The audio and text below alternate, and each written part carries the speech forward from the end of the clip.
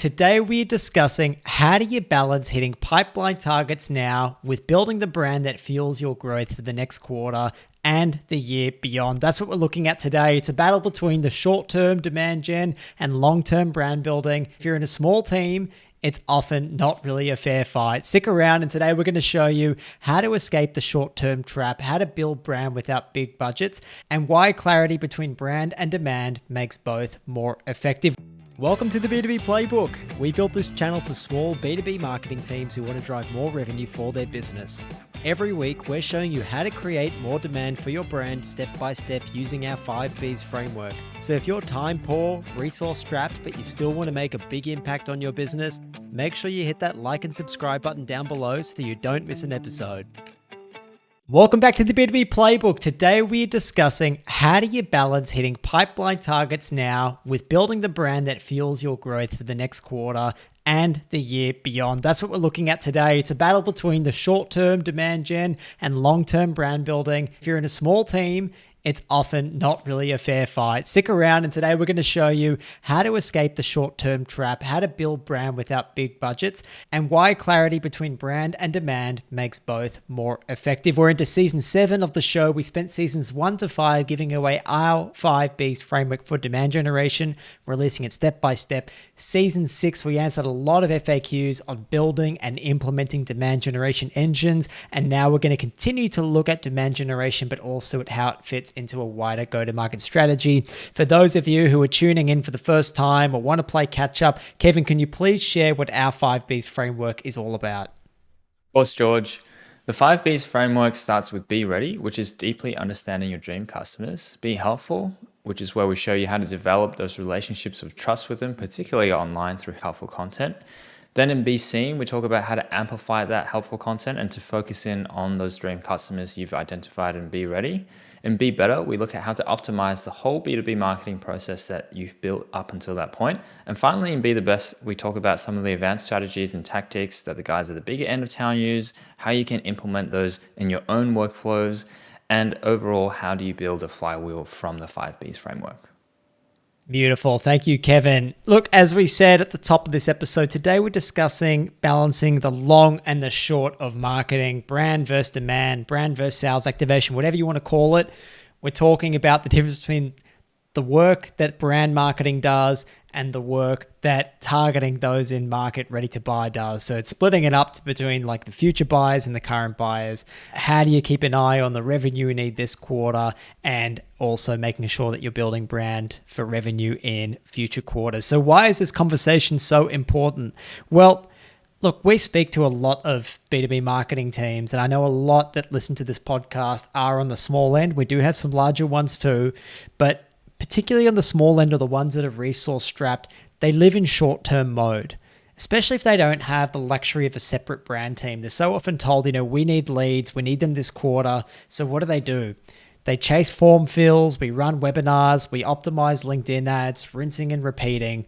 But the issue here, Kevin, is if you only play the short game, you'll eventually burn your audience, your ad budget, and your team. And Kev, you and I started out as performance marketers, and we've definitely felt this pain, haven't we?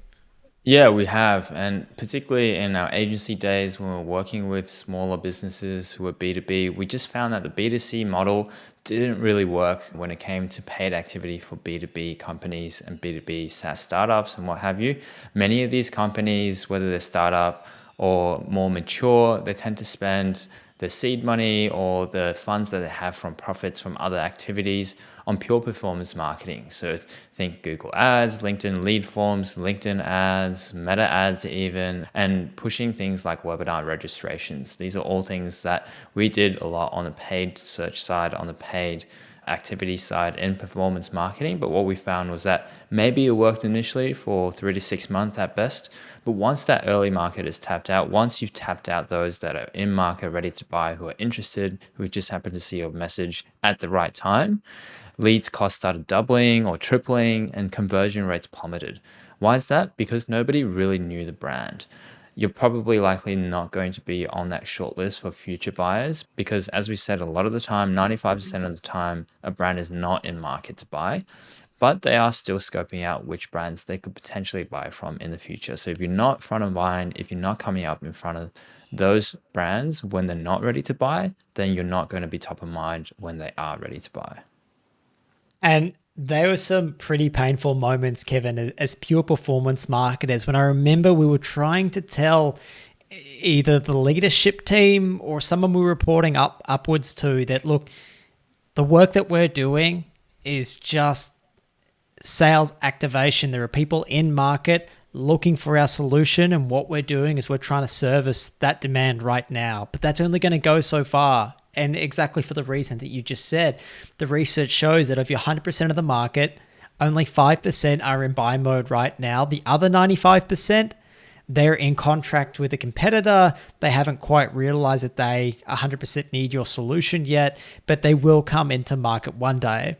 So short-term sales activation marketing or demand marketing or capturing that demand, that's what captures that 5% in market, and it's only going to go so far. So you might hit that point of diminishing returns where you're trying to capture more demand than actually exists. And Kev, we saw that, I think, probably running Google Ads as a channel more than ever, right? When you started off with like really high intent keywords, really closely targeted towards the service that you actually offered. And then as you tended to win business and they reinvested profits from that back into Google Ads again, they want more volume. And then you'd slightly start to increase the scope of the keywords that you were bidding on, making them a little bit more generic. And every time we did that, we were getting less and less relevant to what we were offering, but we're also starting to target buyers that actually weren't buyers right now, but might be future buyers.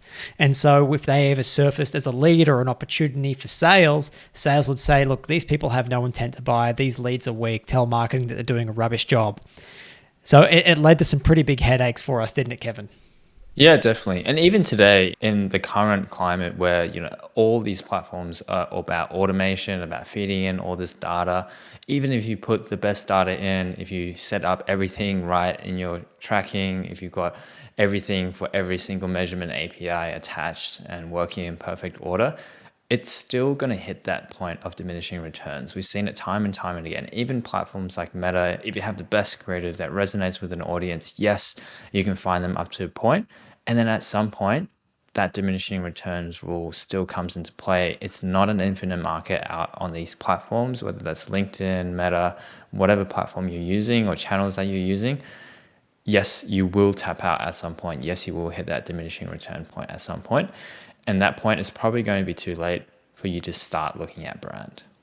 And that's all been backed by research and in great books like The Long and the Short of it, to show that, look, these short-term campaigns, they can absolutely work to capture that demand that's out there in the market right now. And they create a temporary spike for you and your brand. But brand building ultimately is what drives that sustained compounding growth over time. And I think Mark Ritson talks about this book a fair bit. I've seen it in webinars, and he says, look, brand isn't just long-term either. And he thinks that they made a mistake when they called the book The Long and the Short of it, because he says long, referring to brand, makes people think, hey, this is actually going to take a long time to work. But the research shows that even brand building actually works quite immediately as well.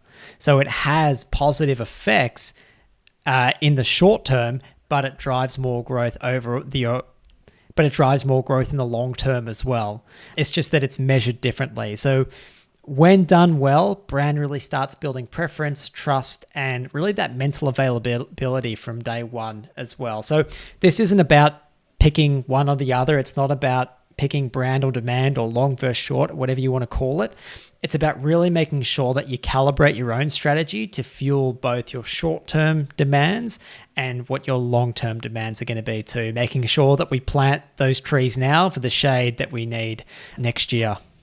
Yeah, just to double click on both of these, I think maybe we should talk a little bit further about why we as marketers tend to default to short-term, largely reactive marketing. And I think there's a few things here. I think first of all, shorter term marketing is much easier to measure, and especially measure in a dashboard, which I think as marketers, like, we love having dashboards because we're always trying to prove our worth and we love to think that we're highly analytical. And short-term marketing looks nice in there, right? You can create a pipeline report. You can look at the number of leads that you're generating. You can be set an MQL target. We can try and reach that target. It makes it feel like we're working towards the goals we've been set when you set that MQL target and you're working away at it. I think we also resort to short-term marketing because there's always sales pressure and limited resourcing as well. So sales are constantly asking you, hey, where are the leads? I mean, sales eat what they kill, right? Like if sales don't have good quality, strong leads, then they might not be able to go about hitting their own commissions. Like it very directly affects their bottom line. And so there's always pressure from sales on marketing to say, hey, like, where are these leads that I can call, that I can contact so I can meet my own goals? And then, Kev, I think that it's also just a bit of an attitude, and it might have come out of the performance marketing boom of the last 10 years or so, that brand feels like a nice to have, something that we tack on and we add as a strategy when we have time for it or when we finally have budget for it. But I think that really is kind of a trap.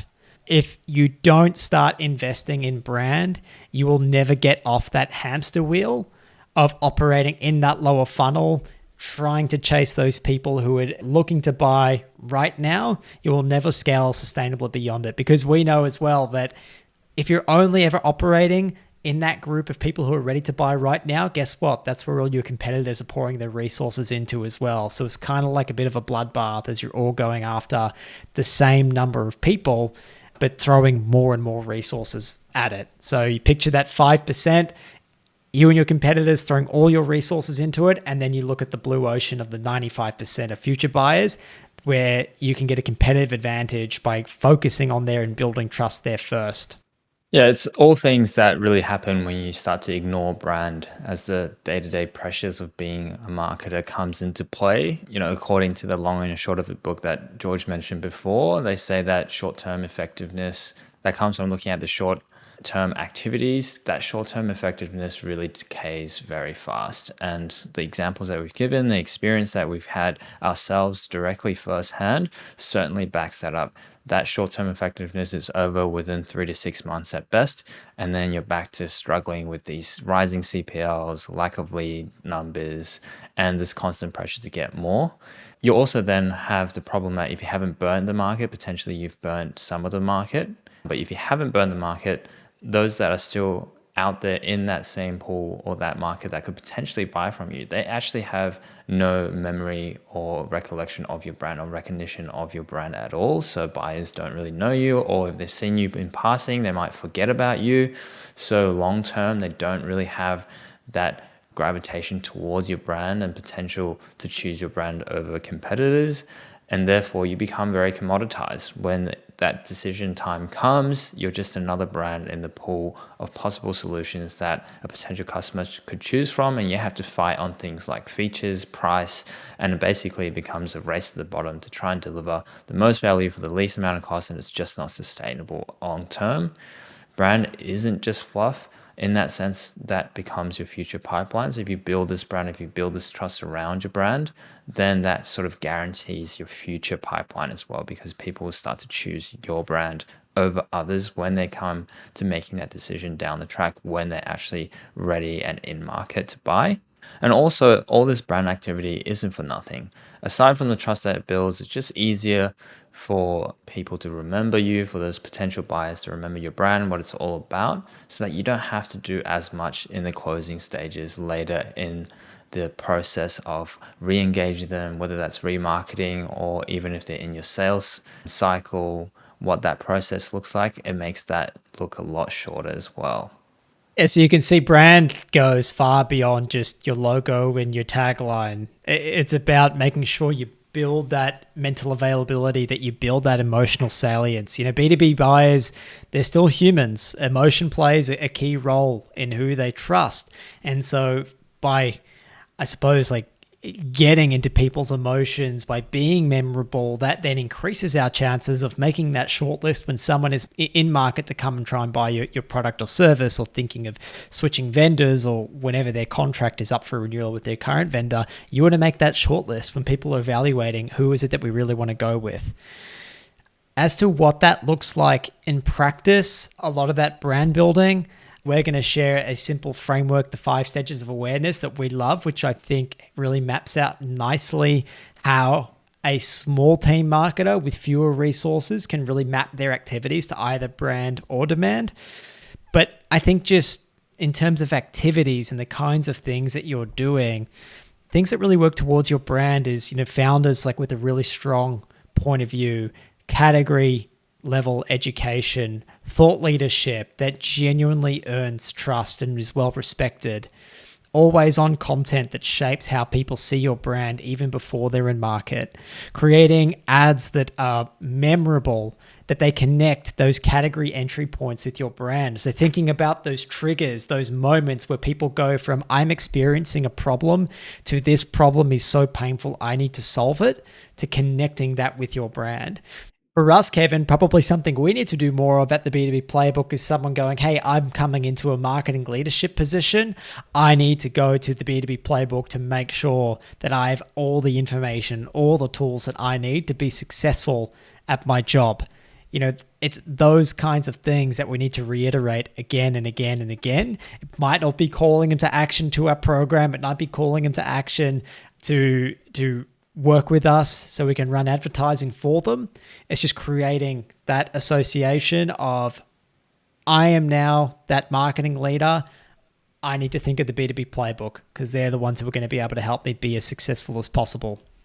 Yeah, another trigger point could be, that transition from being a specialist in maybe more performance-focused activity or brand-focused activity in an in-house role to being a more generalist marketing role. Potentially you're getting promoted, you're moving into that role where you're looking after both functions, and now you need the B2B incubator, you need the framework from the B2B Playbook to really understand both sides and to be able to do both activities in your limited resource team. And so that's why, as George said earlier, we like talking about the 5 stages of awareness because we think it's the framework that helps those small teams who don't have the luxury of having a separate brand team or a separate demand gen team to be able to do it all in one go in one cohesive way so that they fit together and they work together and then actually amplify each other's efforts instead of working against each other. So let's go through that 5 stages of awareness now. When we're talking about that unaware or problem aware stage, the first 2 stages in the 5 stages of awareness, and even the solutions aware stage in stage 3, that really is where you're doing a lot of the heavy lifting when it comes to brand building. The content that you're putting out, the contacts that you're making, the creatives that you're putting out there, whether that's on LinkedIn, organic, LinkedIn ads, whatever channel you're using, a lot of that is often in the context of brand building. People maybe haven't heard about your brand before. They may not even know that they have a problem, and you're trying to make them aware of that problem and then associate your brand with the information that you're putting out there so that they can see, oh, these guys are really helpful. They really know this stuff. And that's positioning you as the expert within your particular niche so that when they go further down into the stages of awareness, they will be familiar with your brand already and they will be looking for guidance from you. Go a little bit deeper in that, Kevin. Look, the reason we love it, as you said, is because we feel like it's a unified framework for brand and demand.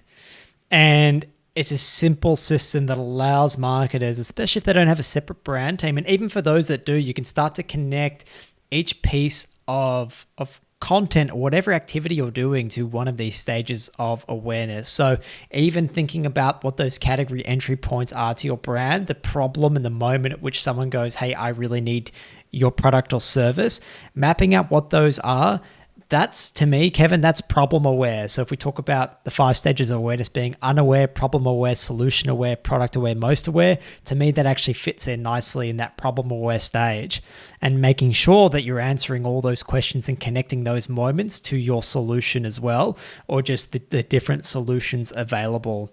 I think if you map what you do to these 5 stages of awareness, it keeps your activities really balanced. It gives you clarity on how you should measure each piece of content as well. So if that piece of content fits into that unaware, problem aware, solution aware stage, well, then we're measuring it more in line with brand metrics, more so than performance metrics. Whereas if it's product aware or most aware, well, then that's those sales activation, capturing demand metrics, those performance metrics that we really want to look at. So in practice, it's pretty easy to apply this when you're looking to launch a new product or service, when you're looking to potentially go to market with your brand, or maybe you're doing rebranding. All you have to do is, in doing your content or running ads of any sort, putting your brand out there, ask yourself, what stage of awareness am I speaking to? If it's unaware or problem aware or solutions aware, then you're looking at building brand. And it's important to keep that context in mind, to frame the content that you're putting out there in that branding format to be helpful, to engage, and to build a bit of trust behind that helpful content against your brand. If it's more in that product or most aware stage, you're really trying to capture and activate demand. So things like offers and more detailed nuances about the features of your product could be more relevant at that stage. But it's as simple as asking yourself, as you're putting content out there, as you're launching a new product or service or rebrand, what stage am I speaking to? Let's talk a little bit about the balance, Kevin, in terms of our budget, how we allocate our resources between the long and the short, or brand and performance marketing, or brand and sales activation, whatever it is that you want to call it. From the long and the short of it, their recommendation is, and this is like a broad sweeping recommendation, is 60% of your marketing budget should go to brand, 40% to activation or to the short things. In small teams, like, we think that it should probably flip more towards 80-20. So normally 80% of your brand goes into like that sales activation, especially if you're in a known and existing category, and 20% to your brand. And over time, as you start to reinvest your profits, we definitely recommend that switching, where the majority of your budget should be spent on brand and less so on that sales activation or performance. I think another critical point, Kevin, and I know it's something that Mark Ritson speaks about a fair bit from the long and the short of it, is when you're doing long and short marketing, the research shows that try not to make your advertising do the same thing at once. Pick one objective and optimize for that. The research shows that if your campaign is doing double duty, if it's trying to be both brand and sales activation, meaning call people to action, the effectiveness isn't as strong. And we've got a graph up on YouTube, if you're watching us, a little extract from the long and the short of it to show that, yes, if you are doing these two things together, it still works. Don't get me wrong, it still works, but it's more effective if you have separate brand and separate sales activation campaigns. The brand that helps shape that future preference, and demand that helps convert that intent. So build your campaigns with that clarity, and the effectiveness really starts to improve if you separate the two. All right, listeners, that is the long and the short of it. Excuse the pun, but that's how you balance between the long term and the short term when it comes to marketing, when you're looking at that age-old question between, do I do more brand or do I do more demand generation, closing, capturing demand? Key takeaways for this episode: short-term marketing without brand is a race to the bottom. Brand doesn't just work long term, it actually works differently and immediately. It influences buyers immediately to build trust and preference and mental availability. So you measure it differently, it is felt and not clicked. And finally, the most effective marketers separate brand from demand when it comes to their campaigns, but they do both. Very good. Thank you, Kevin. Okay, listeners and viewers, as always, you can find links to everything that we discussed in the show notes. We're so grateful that each week more and more marketers tune in every Monday to the B2B Playbook. If we could ask one thing, it would be to please pass the show on to someone who you think you get value from it. Also, check us out on YouTube. It's a huge help to us, and we really, really appreciate it. Thank you, listeners. Thank you, viewers. Thank you, Kevin. Take care and catch you next week. Thank you, George. Thank you, listeners and viewers. Take care and catch you all next week.